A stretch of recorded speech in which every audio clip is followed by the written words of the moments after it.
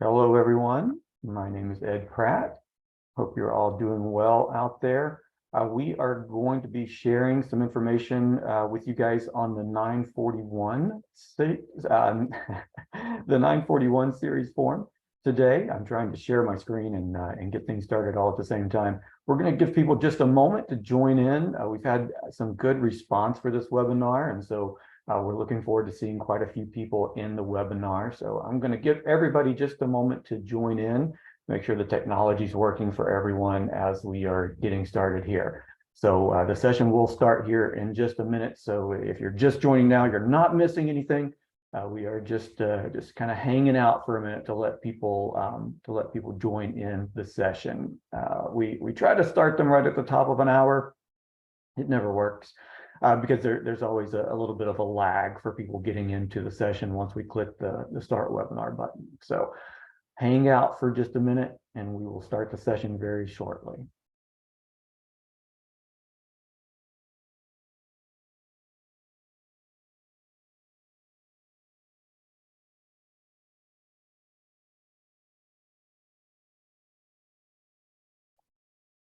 If you come into silence, that's okay. We're just waiting for some people to join the session. I wanted to give everybody a chance to join. I was mentioning before that it takes a moment for the technology to catch up with the participant screen that I'm able to see, where I can tell how many people have come in and how many people aren't there and stuff. But it looks like we're doing pretty good now. The numbers stabilized, so I'm going to go ahead and get us started with our 941 session, last minute tips and tricks for filing the form 941. If you're not familiar with us kind of as a company, Tax 1099 is a tool, a cloud-based software tool that helps our clients complete a number of different tax requirements, including the 941 and the 941X form. We are a company or a product that's presented by Zenwork. That's our parent company. And you'll see Tisha here in the group as well. She and I both are Zenwork employees and have been for a number of years. One thing that the lawyers want us to say before we get started is that we just want to make sure that you guys know that we are not tax professionals. We're not giving tax or legal advice or anything like that. What we are doing is helping you understand how to work in Tax 1099. If you do have questions that relate specifically to your business and how you should be filing a tax or how you should be working through any of your accounting, please do refer to a tax, legal, or accounting advisor before doing those transactions.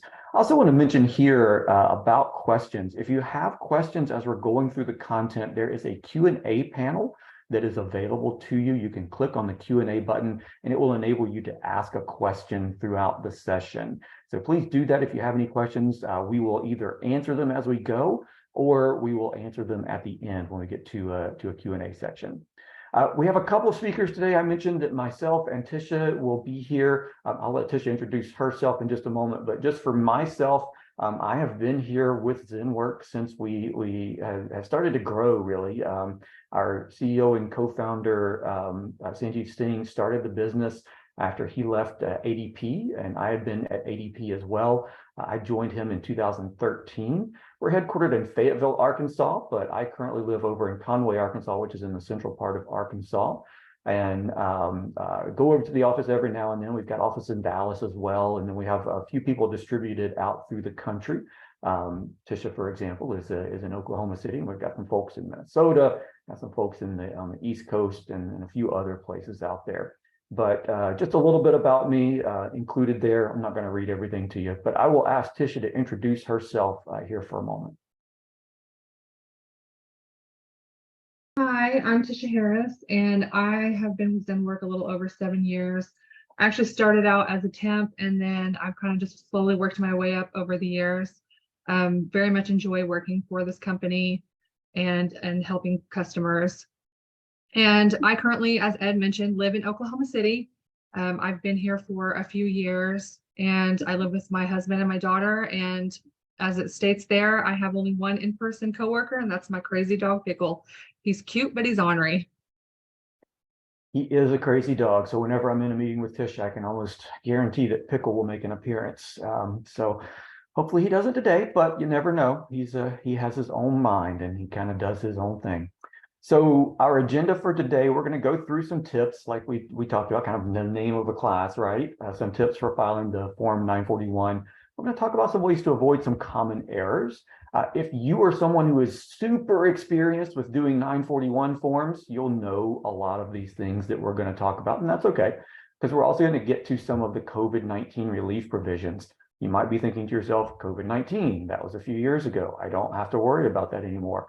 True. Hopefully that is something that you don't have to worry about nearly as much. But in terms of the 941 form, the IRS has granted some extensions for going back and looking at some of the credits for the 941 form. And so we, as a platform in Tax 1099, have extended the capability to file 2020 and 2021 versions of the 941X form if you need to go back and make some corrections. Because if you remember back to COVID-19, lots of things were happening, right? It seemed like every couple of weeks, the IRS would pass something else and you'd get a check in the mail or whatever. Well, some of those things happen with businesses as well. And so that's where the COVID relief provisions come in with the 941. And so we'll talk about amendments and corrections for doing some of those that you may find necessary as you're working in doing the 941s. If you are an accountant or a bookkeeper, those would apply to your clients as well. And so we'll talk about some of the things that you want to look at there. All right, so let's get into some of these last minute tips and tricks. Getting it right the first time. So dare to dream, right? That you get everything right the first time. When you're doing tax filing, it's always best, no matter what kind of tax filing you're doing, to get it right the first time. Doesn't always happen, but some things you can do to make sure that you are doing the best you can to get it right the first time. One of the things that we're going to mention here is verifying your employee data. And you might be thinking to yourself, I've done a 941 before. I don't have to put my employees' information on there. I don't need to know their names and addresses and social security numbers to make sure that I've got that information for the 941. Well, that's true. But you do need that stuff eventually. And so you might as well verify that you've got it all now. If you've brought new employees on during the quarter, you just want to make sure you've got all their information current and up to date so that when you get to the end of the year and you're doing your W-2s, you don't have to worry about collecting anything at that point. You're also going to be reporting your tax withholdings and such. So you want to make sure you've got all that correct and included. Your employees who are active during the quarter, you want to make sure you have that count. Tisha's going to do a demonstration later. She's going to walk us through creating a 941 inside of Tax 1099. And you'll see there, if you haven't done one of the 941s before, the 941 forms before, you'll see there where that comes into play. Well, you want to know what that employee count was. And just verifying that your information there is matching in the payroll record. So if you're collecting your information from the W-4, if you're collecting information from an onboarding form that people are filling out, that's got to get into your payroll system somehow or another, and you want to make sure that it's there. Your calculations also need to be correct. So many of you are likely using a payroll system. You could be using ADP or Gusto or Ultimate or any of the other number of payroll systems that are out there. So you want to make sure that they're calculating things correctly. That's what you pay them for. Make sure that everything is calculated correctly. Those numbers then are going to get reported on your quarterly forms, your 941 forms. So you'll want to make sure that what you're putting into the 941 form is going to match up to what you have got in your payroll system. And then your tax deposits that you're making, you could be making those monthly, you could be making them quarterly. More likely, you're making them on a biweekly basis, depending on the size of your business, how the size of your payroll.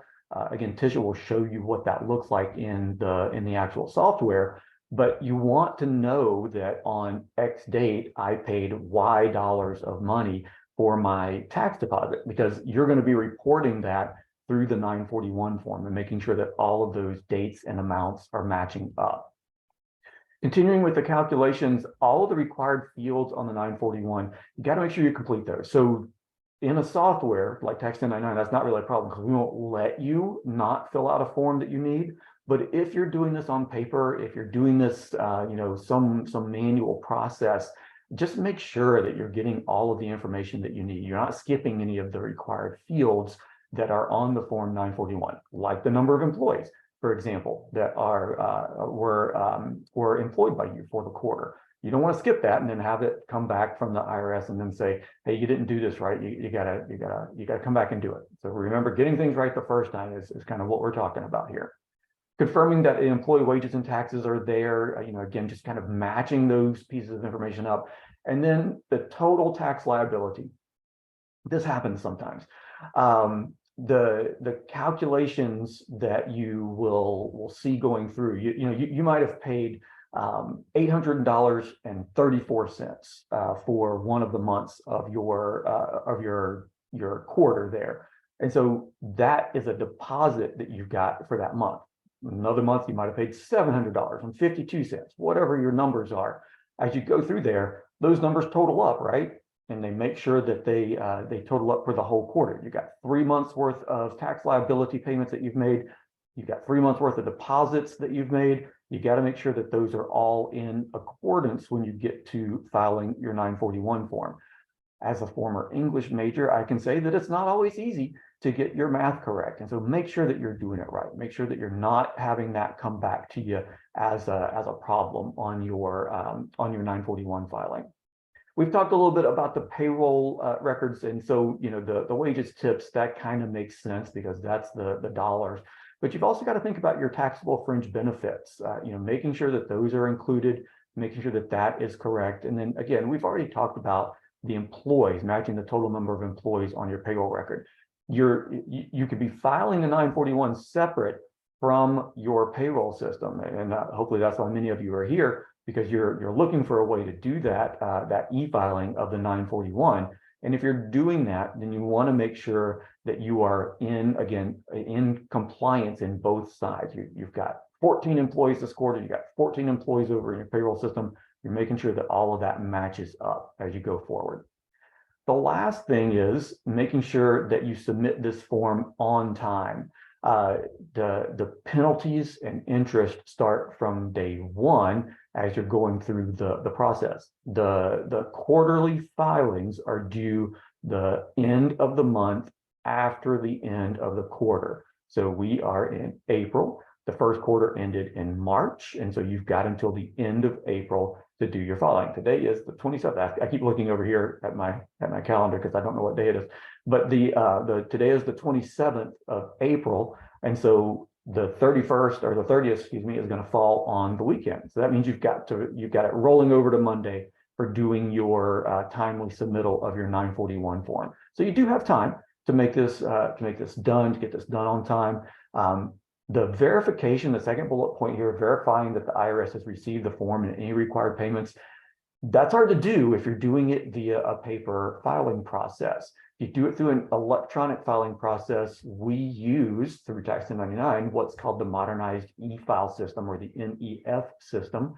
And that is the same tool that you use if you use the H&R Block tax system to file your 1040, or Tax Act, or Intuit's tool, whose name is escaping my mind. But if you're filing your 1040s, that's going through the modernized e-file system as well. And if you've done that yourself before, you'll know that you get a pretty quick response back from that system. So using a verified system like Tax1099 can help you to verify that the IRS has received your form. If you're using the EFTPS, the electronic filing payment system that the IRS offers, then you can also make sure those payments are getting done. And you're required to do that at a certain level, depending on what your company is. You can also see a canceled check if you are sitting in a check. So just making sure you've got all that. Keeping the copies and the documentation for your records is always important. Anytime you're dealing with tax, you want to make sure that you've got the information available and ready so that you can go back and look at it. More importantly, so you can go back and prove it. We hear of situations that clients get into where I sent my check to the state. I've got a recent instance in mind where a client can absolutely 100% verify that I sent my payment to the state in a timely manner. Here's the check. Here's the date that it was mailed. Here's the tracking number where the state received it. They got everything. And the state's saying, no, you didn't. We don't have record of that.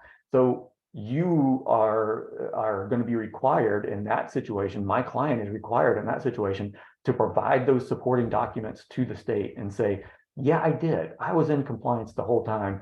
Your records happen to be wrong, so please fix it. But you can make sure that you've got everything that you need and ensure that you've got all those important items ready for filing your 941, and importantly, avoiding penalties and interest. So let's talk about some common errors, some lessons that we've learned from past filings. I've mentioned a little bit of this as we've gone through.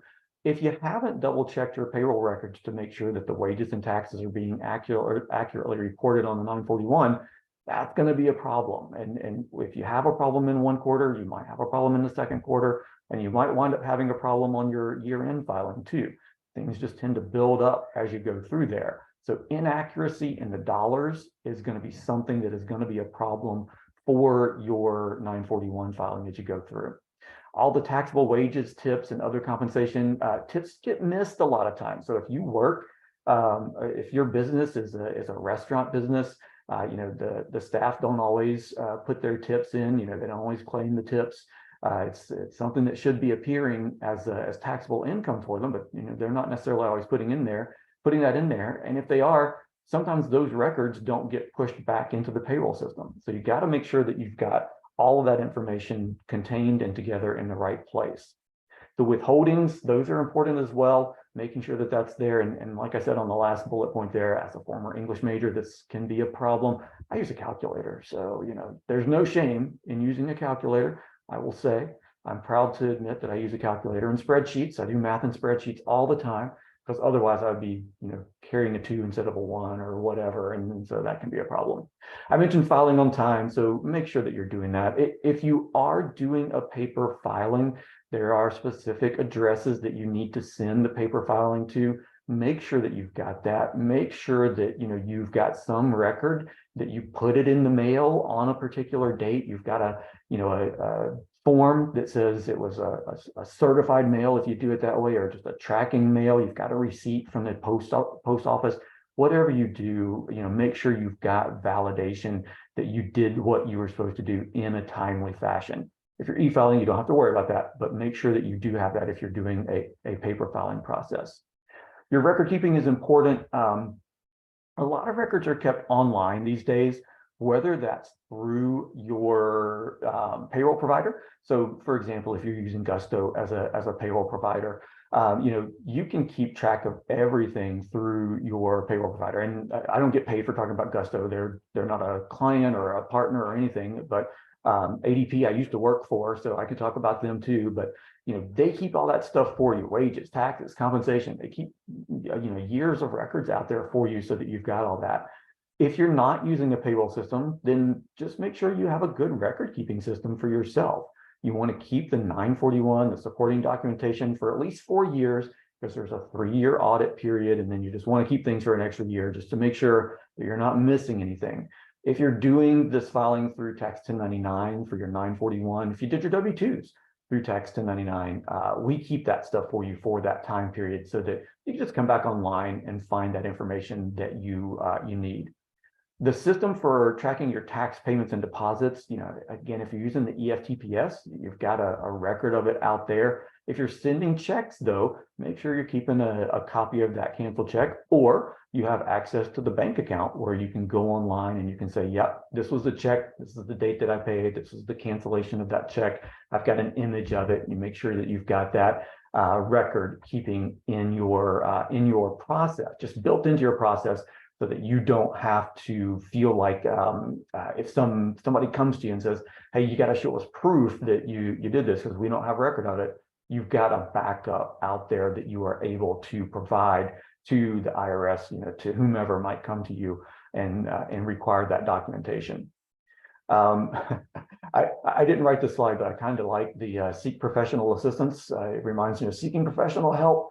So we sometimes all need some professional help. I probably need more psychological help than most people, but professional assistance in this case is more like your tax professionals. If you're not an accountant, using an accountant, use a tax preparation software. If you're a do-it-yourself kind of person, that's why we exist, is to help our clients who are do-it-yourself kind of people go through this process and prepare the 941s or the W-2s or the 1099s or whatever you're filing with Tax 1099.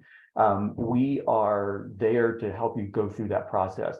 In your 941 calculation, you don't even have to do some of the math. We do it for you. We've got it built in there. So you enter in your wages, you enter in the withholdings, and then we run the calculations for certain boxes. You'll see this as Tisha goes through the process to create the 941 in just a few minutes. So you'll kind of see it in action, see how the numbers are dynamic and how they change because we're working, we've already built those calculation engines for you.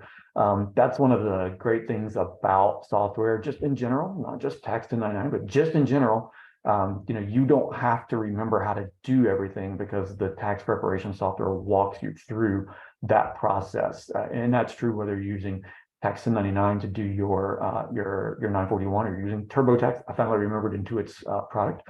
If you are using TurboTax to do your 1040, it walks you through the process. It does some of that work for you so you don't have to worry about it as much. If you've got questions, maybe you are a tax professional, maybe you are an accountant, and so it's kind of your job. People are looking to you to be that professional, but you have questions. The IRS can provide you answers. I don't know if it's true or not because I haven't called them myself, but I was reading last week that last year during 1040 filing season, the IRS was answering 10% of their calls, and it was taking like 40 minutes for them to answer those calls. This year, they were answering 90% of their calls, and it was taking about 5 minutes for them to answer their calls. So they've improved their customer service. Again, I don't have personal experience with it, just reporting something that I heard in the news, but they have improved that process. And so if you are in need of assistance from the IRS, you should be able to get through to them in a better manner this year than you would have been in previous years. And so again, just following some of these things, make sure that you're doing things in an accurate and timely fashion to avoid some of those issues that you might get with penalties and interest. All right, so I mentioned back in the agenda intro, COVID-19 relief provisions and Form 941. So if you remember back to 2020, 2021, this was a very stressful time for those of us in the 941 industry because the 941, it's not supposed to be a super complicated, I take that back. It is a super complicated form, but it's not supposed to change a whole lot, right? You go into a tax year and you think, okay, well, I'm going to do a 941 for quarter one. I'm going to do it for quarter two, quarter three, quarter four. It's going to be the same form that I fill out. I'll just have different numbers that I put into it for each one of those quarters. Well, that was a lie in 2020 and 2021. It was terrible because they kept changing things, and they kept changing things because they would bring out things like the employee retention credit. That's a refundable tax credit that employers were able to claim during certain periods in 2020 and 2021. And so it was available only to certain employers who had a big decline in their gross revenue, and or where the business was just partially suspended due to COVID-19. So, think about restaurants that closed down in 2020 because there was literally no one going to restaurants in, May of 2020, whenever it was. So the government put together some of these plans, these programs to help businesses out by enabling them to have these employee retention credits. So if a business was closed down for a period of time, but they kept their employees, they didn't lay everybody off, they kept their employees, they got some credit for that, for some ability to waive off some of their tax withholding process. So and you can kind of still see the effects, the after effects of some of those employers who didn't do that. You think about all the headlines that you see currently for airlines. There's a lot of headlines out now about how terrible it is to fly right now, and it's because during March and April and May of 2020, the airlines were like, no one's flying, we're getting rid of everybody, and they cut a bunch of headcount out. Well, they can't hire those people back now. If they had taken advantage of some of this credit, that might have helped them keep their staff, would still have a better situation, and they'd still have the professional staff that they may have. Not all of them have professional staff, but the ones that they had that were good, that would be great. But this credit from the 941, if you didn't claim it originally, the IRS, this is where the IRS has extended that deadline for 2020 and 2021 to give you some additional time to go back and file a 941X that we'll talk about in a minute and be able to claim that credit that you might have had. Payroll tax deferral is another piece that that employers might have been able to take advantage of from March 27th through December 31st. Social Security taxes, there was a deferral process that was available to certain employers. And so that payroll tax deferral, again, if it wasn't claimed originally, you can go back and you can still claim it on the 941X. So it's something you have to talk to your accountant about. It's something that you have to talk maybe to your business partner about. Just see if this is something that you did. Employers who chose to defer that payment had to pay half of the deferred amount by December 31st and the other half by December 31st, 2021, and the other half by December 31st, 2022. But you got to make sure you report that deferred amount on the relevant quarter. So if you didn't do it right, you can go back and you can make a rectification, an amendment of that filing that claims that deferred payroll tax that you might have taken.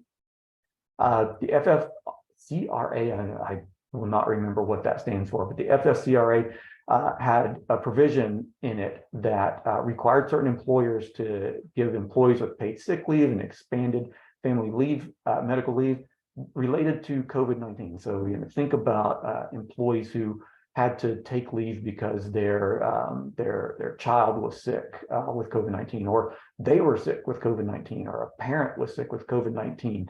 So there were some additional capabilities for employers to claim tax credits for wages who were paid to employees who were taking leave. So the employee wasn't working, but they were getting paid sick leave wages or qualified family leave wages, plus the health plan expenses that were there. So there was a tax credit that was available for that based on the FFCRA and its ability or its provisions for employers to be able to make accommodations to their employees who needed that extra time during that difficult and challenging time frame during COVID-19.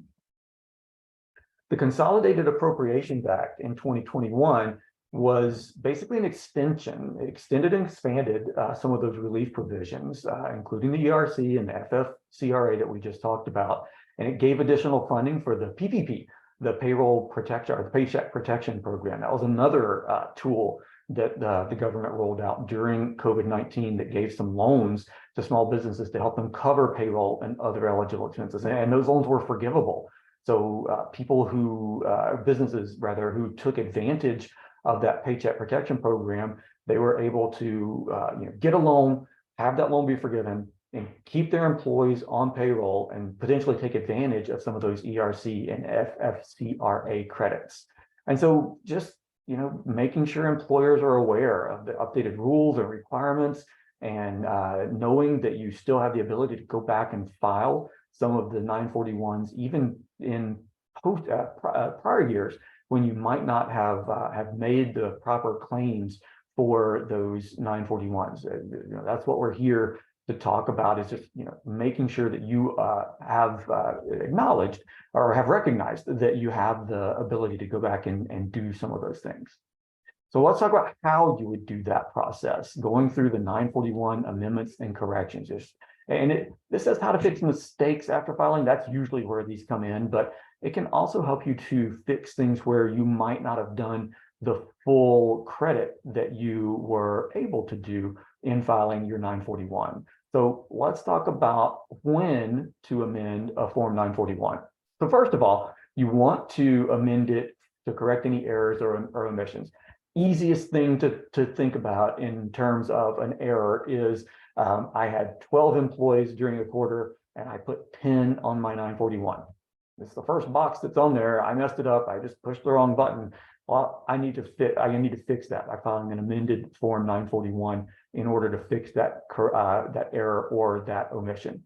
You should do it as soon as possible after you did it, after you recognize that error has come in. That may be next year, it might be the quarter after, but whenever you recognize that an error or an omission has been made on one of your 941 forms, you should file that fix as soon as possible.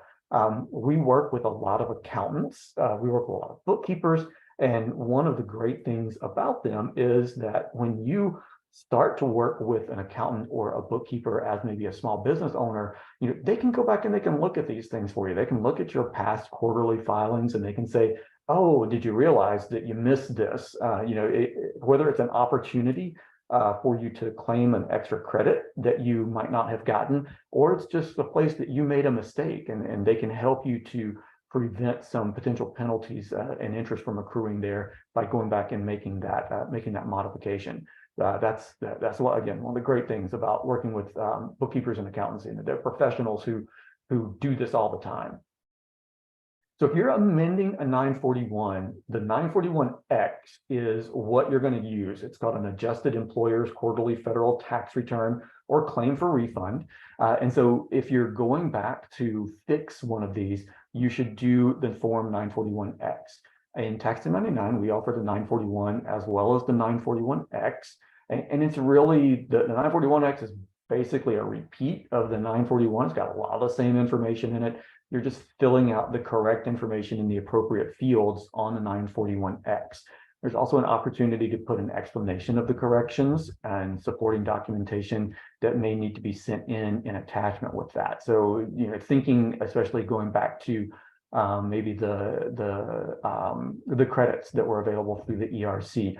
Here's some background that shows how I was able to do that process, or why I was able to complete that process. When to correct the 941? Excuse me. Sorry. Again, you want to correct that as soon as possible. We're going to mention the form 941C here, a supporting statement to correct information. It's distinct from the 941X. The 941X has the actual information on it that is being corrected or being amended. The 941C is a supporting statement, and so it's a different form that goes through and allows you to submit some supporting information along with an additional 941 form. So you're kind of filing it together with the previously form 941, and it can go back to up to 2 years in the system for filing the 941C. The 941C is not something that we offer through Tax1099, so you won't find that amongst our forms, but we do offer the 941X. And again, Tisha's going to show you what those kind of look like as you go through and as she goes through her demonstration here in just a minute.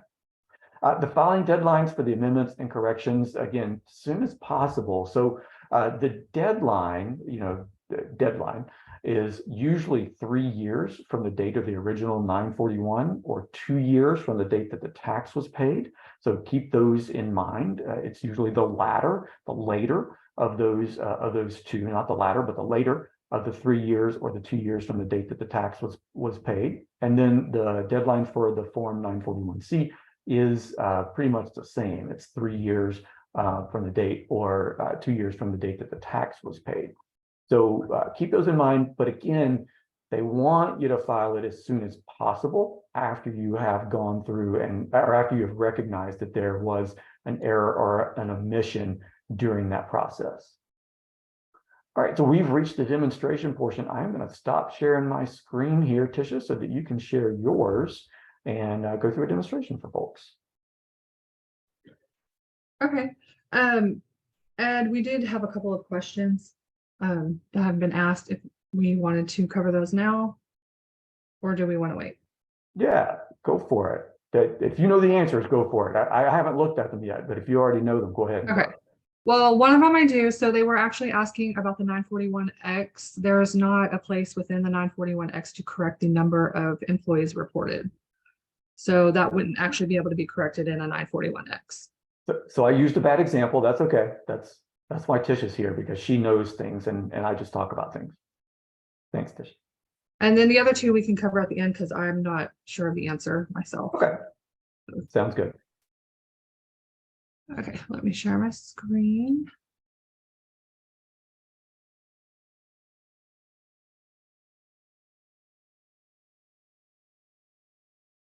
Yes, sorry. Okay. So as Ed mentioned, I'm going to go through a demo of completing a manual 941 in the tax1099.com website. As he mentioned, we do store the information in the system for 3 years, and then we also archive it for an additional 4 years. So you have the data available to you for a total of 7 years with our services. So to create a new manual form in the system, you go to Forms, New Form, and it'll take you to a page that will show you the different tax years that we offer currently. And you would select whichever tax year you're needing to file a 941 Form 4. For this demonstration, I'm going to choose the 2023 and 941. And for this current 943, 2023, 941, sorry, 2023, the first quarter is going to be the only one that's going to be available at this time. But it works a little bit different for the 941 in our system. You can see all of the payers that exist in your account on this page, but you're also able to create a new payer from this section just by clicking on this new payer button. And you'll see a pop-up that asks for the information, and you would just fill this out with the information for the employer that you're creating the 941 form for, and click save the information if you're adding it. For the 941, you actually select your payer before you're put into the form. This page would be where you would also want to go ahead and edit any information if you've already added them in the system and something about the information there needs to be edited before you fill out the 941, because once you're in the 941, most of the payer information is not able to be edited from within the actual form. And you would just click this edit button here. It would pop up that profile box, and you can change any of the information you need to and save it, and then proceed with selecting the specific payer that you need to file the 941 form for.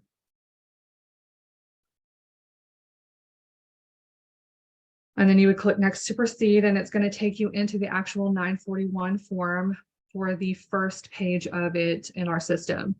Again, quarter one is the only one available currently for 2023. So you only see that quarter here, but if there were other quarters available or all four, you would see all four of them listed, and you would just select whichever quarter you are filing for. As I mentioned, the payer information for the most part is not editable here. You have to do that on the previous page, but there are 2 sections that you can edit. One of the important lines of data that's really important to make sure you have the right information for is this name control. Typically, the name control is going to come from the first 4 characters of the business name that you're filing the form under, but there are situations where the payer may be in years prior if you're filing on behalf of a client, or maybe your company uses a different name control. So you want to make sure that you get that information and you know the correct 4 characters to use here. If you file it with just the first 4 letters of the or numbers of the name listed here that you're filing under, and that's not the actual name control, the IRS will reject the filing for the name control not matching what they have in their records. And then the other area here that you can edit is the trade name. So if you didn't have one, but you needed to add one, or the trade name that's listed there is incorrect, you're able to edit that from this section. And then you just want to complete whatever information on this page applies to you for the information that you need to complete. There are certain fields that are required, like you have to report the number of employees, the amount of wages, tips, and other compensation. And then some of the other information will auto-populate on its own on this page. So I'm gonna just put in some information. You can see I've tested this form multiple times, so it kind of shows my saved data. So I've said I have 12,300 employees, and I'm just making my wages this amount, and then I'm going to go ahead and file a federal income withholding amount. Oops, I gotta give me just 1 second. Okay, and then if for line 4, if I have no wages, tips, and other compensation that are subject to the Social Security or Medicare tax, I could check this box and I could skip this section. But if you have Social Security and Medicare that you need to report, then you would need to fill out the applicable lines in this section here.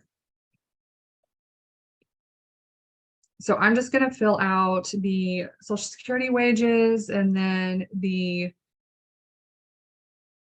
quick sick leave, then the Social Security tips and the Medicare wages and tips section.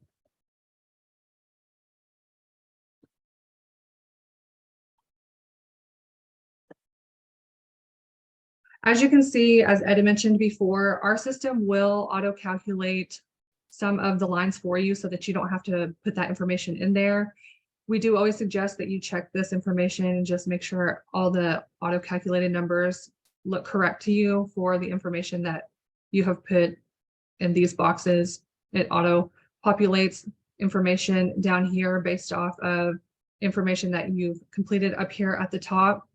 And then if there's any other lines within the rest of this page 1 that you need to add amounts to, then you just want to go through and add that information there. Otherwise, you can leave it blank.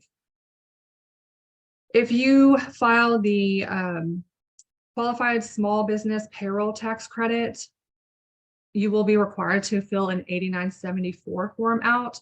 And so you would have to complete line 11A to get that form to pop up later within the form for you to complete. It's important to note the amount that is in line 12. This is the amount that has to be matching on the next page for the total amount of deposits, tax liability that you're going to report on the next page.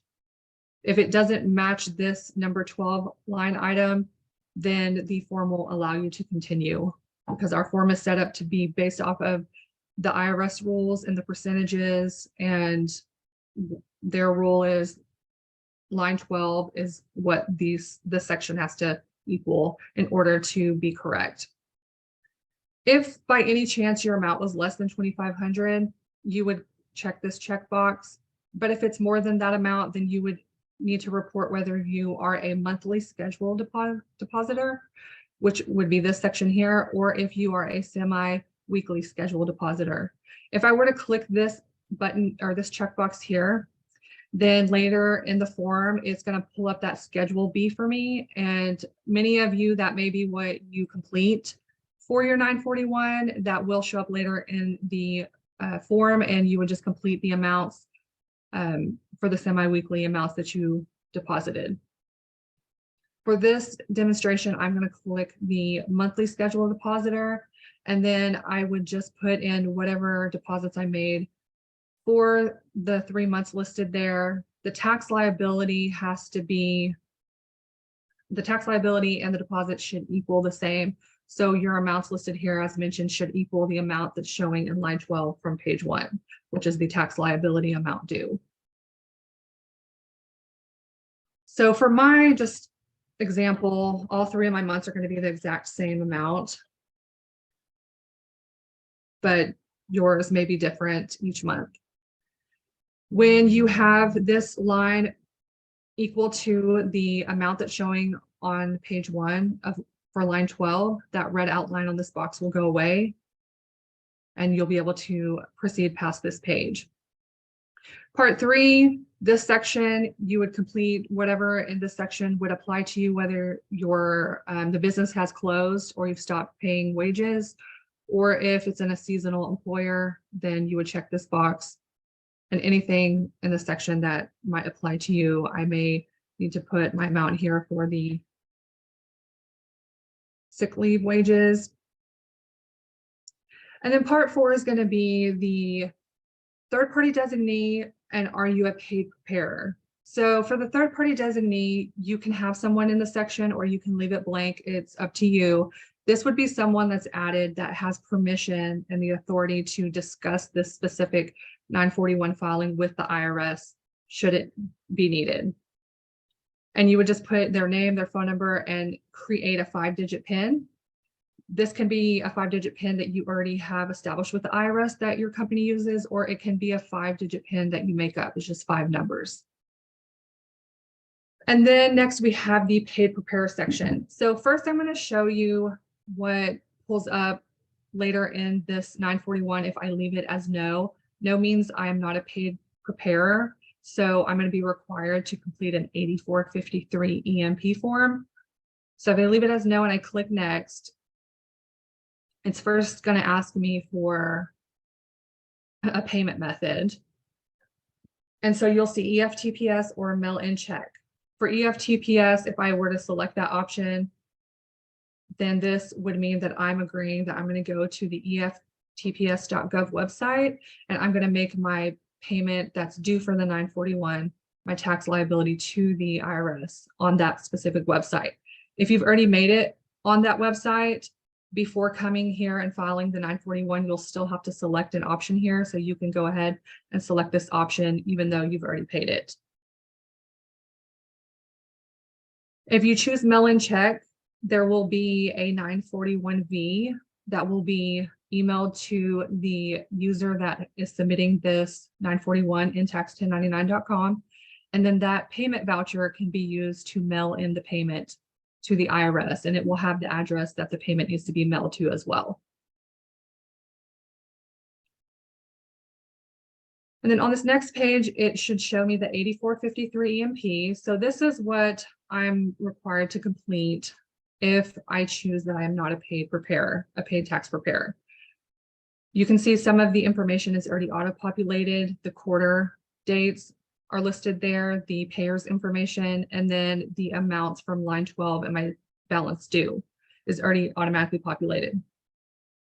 So under part 2, I would be required to either say I'm requesting a refund, but if I have no refund due, then I would choose 6B and I would sign the 8453, put in my name, choose my title and my title category, and then my actual title. And then I would click next and continue submitting the form. I'm going to go back so I can show you what happens when you choose yes to being a paid preparer.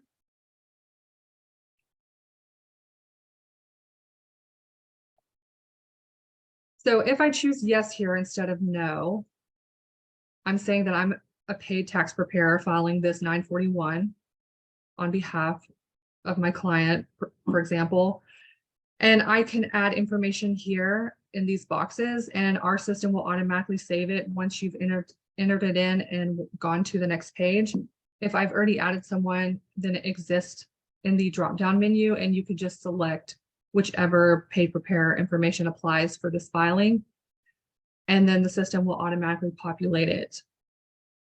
It's important to note when you say yes to being a paid preparer, you have to have a PTIN that starts with the letter and then it has 8 numbers following that letter P.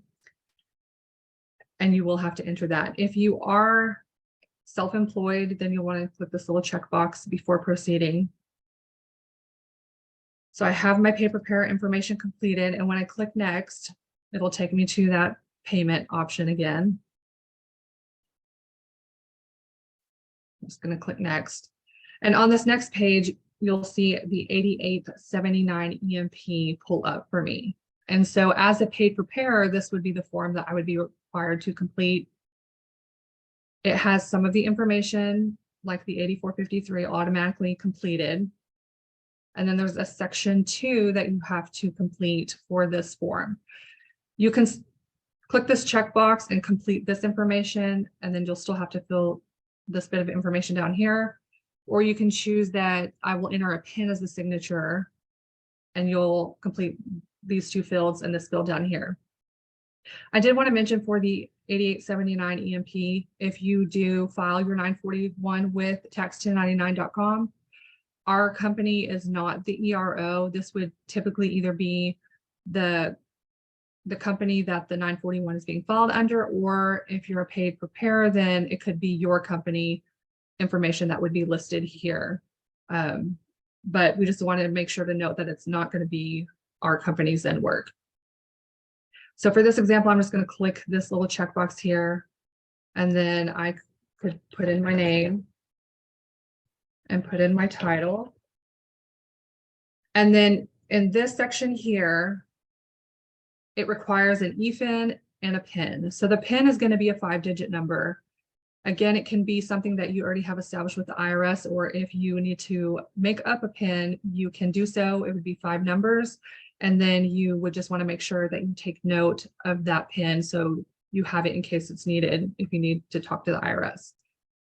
So the EFIN can be applied for if you don't have one, and it's a 6-digit number. So you would type in the 6-digit number and then no spaces, you would type in your 5-digit PIN. And that would be what needs to be in that section. And then I would click next. And at this point, my form is fully completed. And it's going to take me to the View, Edit, Submit, or Select Forms page of our website. And on this page, you can view the PDF copy if you want to look at it and make sure that everything looks good and that all the information is accurate. I'm just going to show you a little view of what the PDF looks like. It will have a watermark on it to not file it. Once it's submitted in our system, that watermark will go away. But it will show you, like, yes, I have quarter 1 check. That's the quarter I want to file for. And then you can just go through the information and make sure all of the amounts and all the information is correct and it is in the boxes it should be in.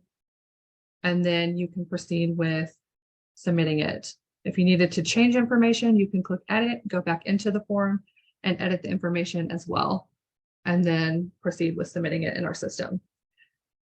I did want to also mention real quick, if you start a 941 in our system, if you've completed maybe page 1 and part of page 2, if you exit it, it will save it for you.